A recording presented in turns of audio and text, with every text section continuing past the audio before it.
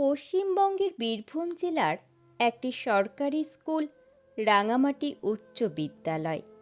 সেখানকার অঙ্কের শিক্ষক পরেশনাথ বাবু। মানুষটি মেজাজি এবং নিয়মকানুনই খুব কড়া। তার ক্লাসে অবাধ্য হওয়ার সাহস কারণ নেই, কিন্তু ক্লাসের পেছনের বেঞ্চে বসা বিপ্লব নামের ছেলেটি যেন তার ধৈর্যের পরীক্ষা নেয়। ছেঁড়া জামা, উস্কো খুস্কো চুল, আর মাঝে মধ্যেই ক্লাসের মাঝে ঠুলু ঠুলু চোখ। পরেশবাবুর কাছে বিপ্লব ছিল এক চূড়ান্ত অলস ও অমনোযোগী ছাত্র। একদিন অসহ্য হয়ে পরেশবাবু ক্লাসের মাঝে গর্জে উঠলেন। কাঠগড়ায় বিপ্লব। বিপ্লব, তুই কি সারা রাত যাত্রা দেখে বেড়াস?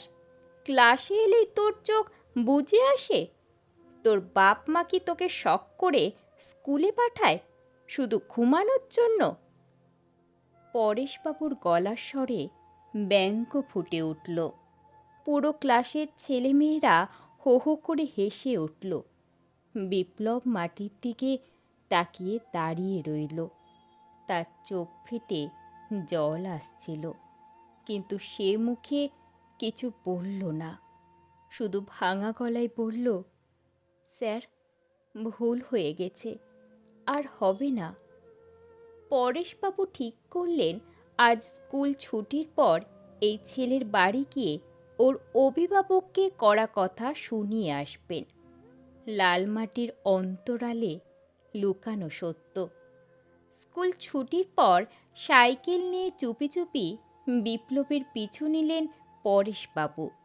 দেখলেন বিপ্লব তার ভাঙাচোরা বাড়ি না গিয়ে সোজা চলে গেল বীরভূম স্টেশনের কাছে একটি ইট ভাটায়। সেখানে গিয়ে সে স্কুলের ব্যাগটা এক পাশে রেখে দ্রুত গায়ে একটা ছেঁড়া গেঞ্জি জড়িয়ে নিল। তারপর প্রচণ্ড গরমে সেই ছোট ছোট হাতে ইটের ছাঁচ তুলতে শুরু করল। অবাক হয়ে পরেশবাবু ভাটা মালিকের কাছে খোঁজ নিয়ে জানতে পারলেন এক কঠিন সত্য। বিপ্লবের বাবা বছরখানেক আগে যক্ষ্মায় মারা গেছেন। ওর মা অসুস্থ, অন্যের বাড়িতে কাজ করতে পারেন না। বাড়িতে দুই ছোট বোন আর অসুস্থ মায়ের মুখে অন্ন তুলে দিতে বিপ্লব রাত জেগে স্টেশনে মাল বয়, আর বিকেলে ইটভাটায় খাটুনি দেয়। এই হাড়ভাঙা